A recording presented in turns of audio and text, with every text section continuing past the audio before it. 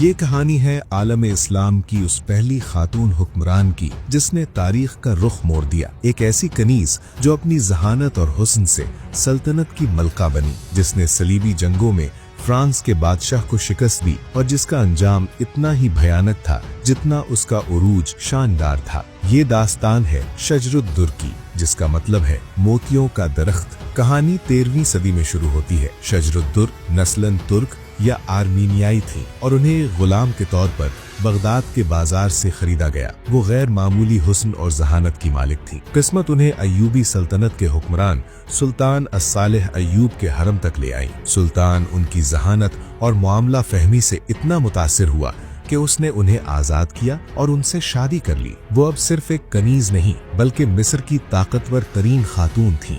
1249 میں مصر پر قیامت ٹوٹ پڑی۔ فرانس کے بادشاہ لوئی نہم نے ایک عظیم لشکر کے ساتھ مصر پر حملہ کر دیا۔ اس وقت سلطان الصالح شدید بیمار تھے۔ وہ اپنی فوج کے ساتھ المنصورہ کے محاذ پر تھے کہ ان کا انتقال ہو گیا۔ یہ وہ لمحہ تھا جہاں شجر الدر کی ذہانت نے تاریخ بدل دی۔ اگر فوج کو پتہ چل جاتا کہ سلطان مر چکا ہے تو حوصلے پست ہو جاتے اور مصر فتح ہو جاتا۔ اس نے سلطان کی موت کو ایک راز رکھا۔ وہ اکیلی اس خیمے میں رہتی جہاں سلطان کی لاش تھی۔ اس نے حکم دیا کہ کھانا روزانہ سلطان کے کمرے میں جائے اور خالی برتن واپس آئے۔ اس نے سلطان کے جعلی دستخط کرنا سیکھے اور شاہی احکامات جاری رکھی۔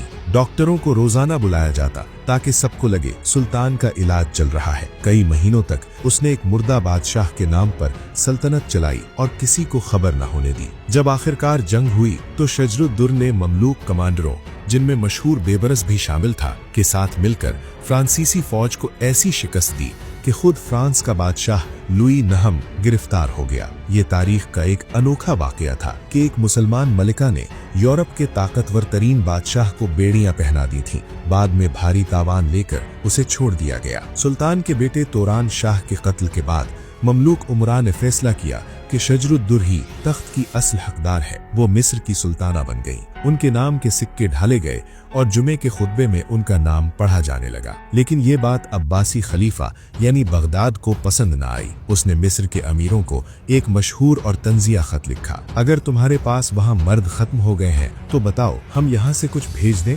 اس دباؤ کی وجہ سے شجر الدر کو تخت چھوڑنا پڑا، لیکن اس نے ہار نہیں مانی۔ اس نے اپنے سپہ سالار عز الدین آئبک سے شادی کر لی اور اسے سلطان بنا دیا۔ لیکن حقیقت میں ڈوریاں اب بھی شجر الدر کے ہاتھ میں تھیں۔ آئبک صرف نام کا بادشاہ تھا، اصل حکمران شجر الدر ہی تھی۔ وقت گزرا اور آئبک کو طاقت کا نشہ چڑھنے لگا۔ وہ شجر الدر کے کنٹرول سے نکلنا چاہتا تھا۔ اس نے فیصلہ کیا کہ وہ موصل کے امیر کی بیٹی سے دوسری شادی کرے گا۔ شجر الدر، جس نے زندگی بھر اقتدار اور محبت کے لیے جنگ لڑی تھی، یہ برداشت نہ کر سکی۔ اسے لگا کہ اس کا سب کچھ چھن رہا ہے۔ اس نے آئبک کو محل میں بلایا۔ جب آئبک نہانے کے لیے حمام میں گیا تو شجر الدر کے اشارے پر خادموں نے اسے وہیں قتل کر دیا۔ آئبک کا قتل چھپ نہ سکا۔ آئبک کے وفادار مملوک سپاہی غضبناک ہو گئے۔ انہوں نے شجر الدر کو گرفتار کر لیا اور اسے قلعے کے ایک برج میں قید کر دیا۔ شجر الدر کا انجام انتہائی دردناک اور عبرتناک تھا۔ آئبک کی پہلی بیوی اور اس کے بیٹے نے حرم کی کنیزوں کو حکم دیا